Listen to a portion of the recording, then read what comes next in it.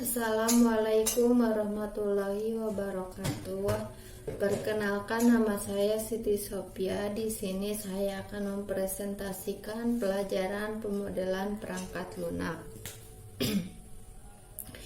Dan di sini saya akan menjelaskan tema tentang konsep pemodelan berorientasi objek. Pemodelan berorientasi objek ini dibagi menjadi 4 bagian, yaitu 1. Pengertian pemodelan berorientasi objek. Yang kedua, fungsi pemodelan berorientasi objek. Yang ketiga, karakteristik metodologi pemodelan berorientasi objek. Dan yang keempat adalah perbandingan pemodelan berorientasi objek dengan program terstruktur. Oke, yang pertama itu sering disebut objek. Objek di sini merupakan sebuah objek yang memiliki karakter, yaitu karakter state dan behavior. Sebelum kita bahas karakter state dan behavior, di sini objek itu merupakan benda, hal dan sebagainya yang dijadikan sasaran untuk berhenti. Nah, objek tersebut baru akan bisa dilihat atau dikarakteristikan sebagai state atau behavior setelah kita mengetahui apa itu state behavior. Kita mulai dari kolom objek state. State merupakan keadaan dalam sebuah objek yang terlihat, seperti mobil yang memiliki warna, model, dan tahun pembuatan. Pada dasarnya, state di sini merupakan objek dengan sifat yang dapat dilihat atau dapat diketahui secara langsung. Pada poin selanjutnya adalah karakteristik objek yang disebut sebagai behavior. Behavior merupakan kelakuan atau tingkah laku objek. Di sini kita bisa lihat sifatnya. Behavior ini menggunakan objek yang tidak terlihat, misalnya nyaman atau tidaknya mobil tersebut. Itu yang disebut objek behavior. Dengan demikian, kita dapat memodelkan beberapa objek yang ada di kehidupan nyata sebagai objek dalam pembuatan suatu program.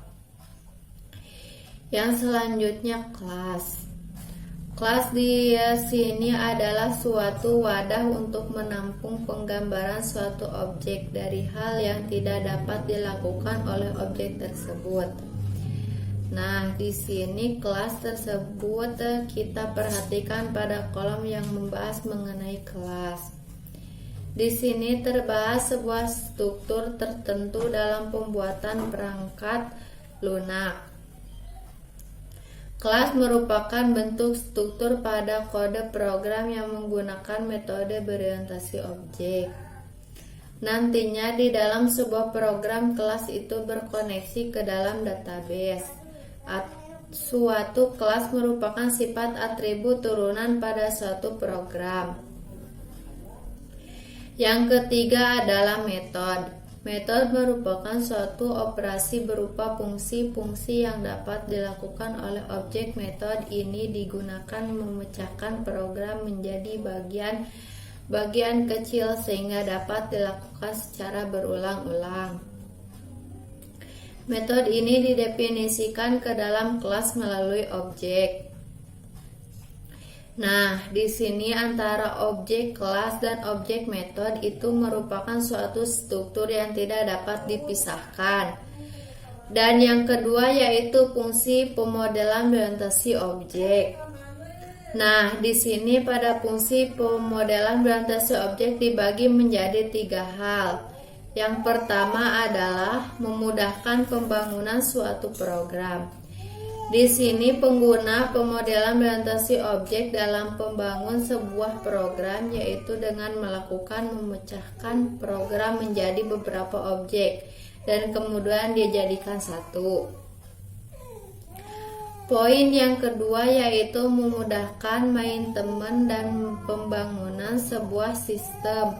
karena sebuah program dipecah dalam beberapa objek sehingga dapat terjadi error.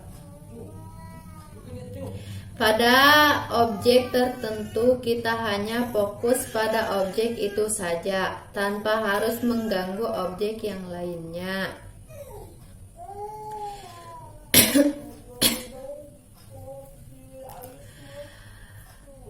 Yang ketiga yaitu struktur coding menjadi terstruktur dan rapi. Dalam pembangunan suatu sistem yang dipecah menjadi beberapa objek, hal ini membuat struktur coding juga akan menjadi rapi. Demikian presentasi pemodelan perangkat lunak yang saya sampaikan. Mohon maaf jika ada kesalahan ataupun kurang jelas dalam penjelasan tersebut. Wassalamualaikum warahmatullahi wabarakatuh.